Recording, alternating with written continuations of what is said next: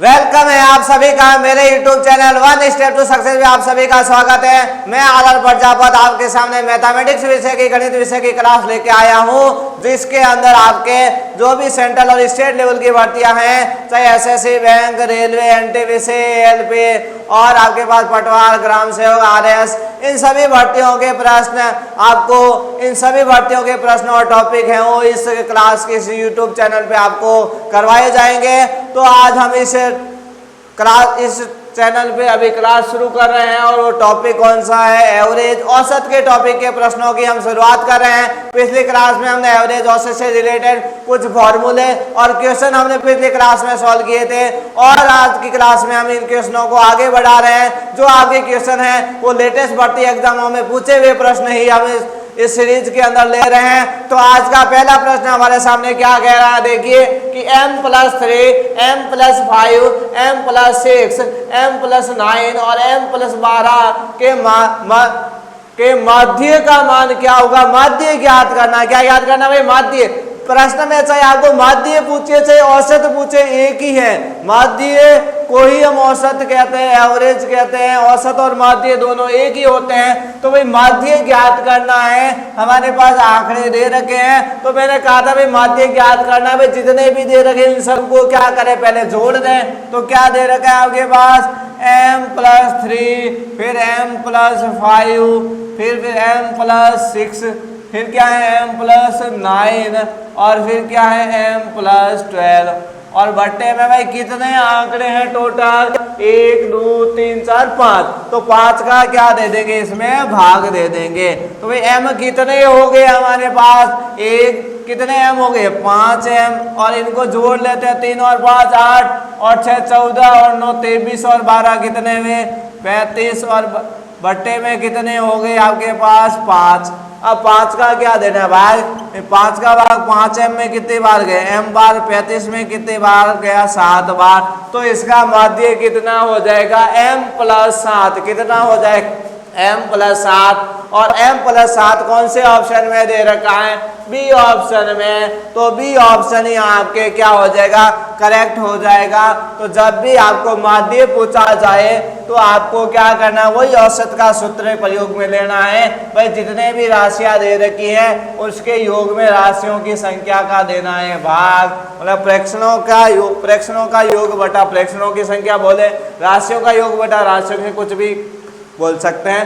अब हम देखो अगला प्रश्न, पांचवा प्रश्न हमारे सामने क्या कह रहा है कि 8 के प्रथम 20 गुणजों का औसत। गुणज का मतलब 8 का पहाड़ा, भाई जिसका गुणज कह रहा है वो उसका पहाड़ा चल रहा है। तो क्या बोला है भाई? 8 के प्रथम 20 गुणजों का हमें क्या ज्ञात करना है? औसत ज्ञात करना है। तो भाई पहले 8 के बारे में 8 आएंगे, फिर 16 आएंगे, इस तरीके से संख्या। और 20 गुणज है तो लास्ट वाला कितना होगा भाई? 8 को 20 से गुणा 160। तो ये हमारे पास संख्या है। औसत निकालना तो पहले इनका क्या करना पड़ेगा? योग करना पड़ेगा। अब 20 संख्या हम ऐसे जोड़ने से तो रहे, तो इसके लिए हम क्या करेंगे भाई? योग ज्ञात करने का एक हमारे पास फॉर्मूला है, उस फॉर्मूले को हम यूज में लेंगे। तो क्या होता है फॉर्मूला? n/2 × a + an। भाई n मतलब कितनी संख्याएं हैं? तो ये हमारे पूछ रखा भाई 20 संख्याएं हैं। तो कितना हो गया? 20/2।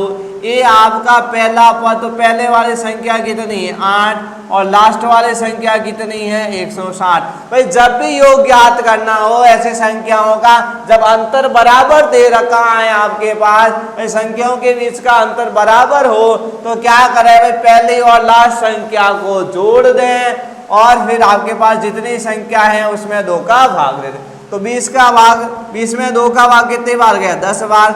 8 और 160 कितने हो गए? 168। तो 168 को 10 से गुणा करेंगे तो कितने आ गए हमारे पास? 1680। अब हमें ज्ञात क्या करना था भाई? औसत। औसत ज्ञात करने के लिए क्या करना होता है भाई? योग में भाई जितनी संख्याएं हैं उसका क्या देना होता है? भाग। तो योग कितना आया? 1680 और संख्याएं कितनी है? 20। तो 20 का क्या देना है आपको? भाग देना है। तो 0 से 0 कैंसिल। 168 में 2 का भाग कितनी बार गया? 84 बार। तो औसत यहाँ पे कितना हो गया? 84।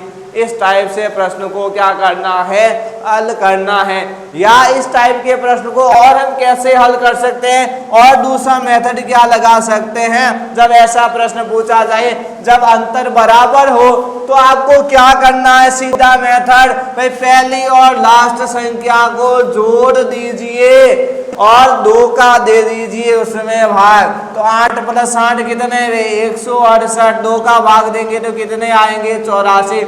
तो आप इस तरीके का प्रयोग भी कर सकते हैं, जिससे आपके मात्र 5 सेकंड के अंदर प्रश्न का क्या हो जाएगा, सॉल्यूशन हो जाएगा। तो इस मेथड को भी आप यूज ले सकते हैं। तो इस टाइप से हमने इस प्रश्न को क्या किया है, हल किया है। अब हम क्या करेंगे, अगले प्रश्न को हल करते हैं। तो अगला प्रश्न हमारे सामने क्या दे रखा है कि पहली 5 भाज्य संख्याओं के माध्य तथा पहली 5 अभाज्य संख्याओं के माध्य का अंतर क्या होगा। तो भाई पहले भाज्य संख्याओं का हम क्या ज्ञात कर लेते हैं, माध्य। भाई किसका ज्ञात कर लेते हैं, माध्य। भाज्य संख्याओं का क्या ज्ञात कर लेते हैं, माध्य ज्ञात कर लेते हैं। तो भाई भाज्य संख्याओं का माध्य ज्ञात करना है। भाई कौन सी बोला है, पहली 5 भाज्य संख्या। तो पहली 5 भाज्य संख्याएं कौन सी होती हैं, 4, 6, 8, 9 और 10। माध्य ज्ञात करना, भाई कितनी 5 संख्या है तो 5 का क्या दे देंगे, भाग। अब इनको जोड़ते हैं तो कितने हुए, 4 और 6 10 और 8 18, 9 27 और 10 37। तो कितना आया माध्य, 37/5। और किसका, पहले 5 अभाज्य संख्याओं का भी माध्य पूछा है। किसका पूछा है, भाई अभाज्य संख्याओं का भी क्या पूछा हुआ है, माध्य। तो अभाज्य संख्या पहले कौन कौन सी आती है, प्रथम 5, 2, 3, 5, 7 और 11 और बटे में कितने आ गए, 5। इनको जोड़ेंगे तो कितने आ गए हमारे पास, 28/5। कितने आ गए, 28। अब पूछा क्या है, इन दोनों के बीच का अंतर पूछा है, मतलब इसमें से इसको घटाना है। तो क्या पूछा है, अंतर पूछा है। तो 37/5 में से 28/5 घटाएंगे तो कितने आ जाएंगे, 9/5। लेकिन प्रश्न में जो उत्तर है वो किस में, दशमलव में। तो भाई क्या करें, 5 का भाग 9 में देंगे तो कितनी बार जाएगा, 1.8 बार। कितनी बार, 1.8। किस ऑप्शन में दे रखा है, डी ऑप्शन में। तो डी ऑप्शन यहाँ आपके क्या हो गया, करेक्ट हो गया।